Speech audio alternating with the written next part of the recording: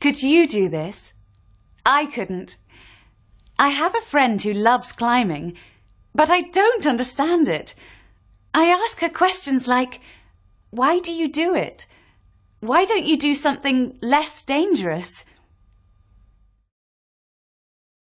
These are examples of WH questions. WH questions always begin with one of these question words. Who, what, when, where, why, whose, which, how. After the question word, we often use the verb be. Who's that? What is it? Where were you last weekend? Most other questions have an auxiliary or modal verb after the question word. That's followed by the subject and the main verb.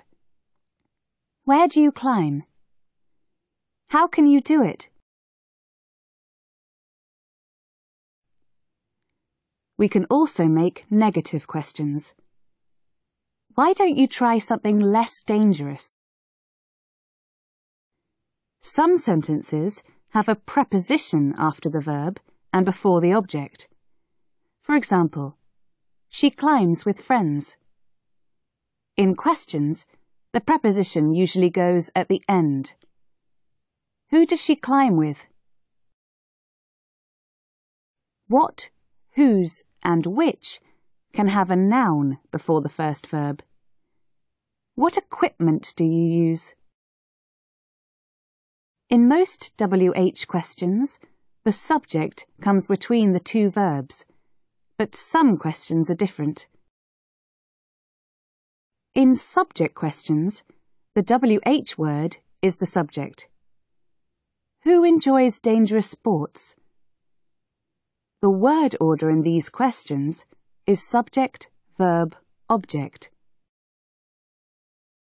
Here's another example. What attracts people to this sport?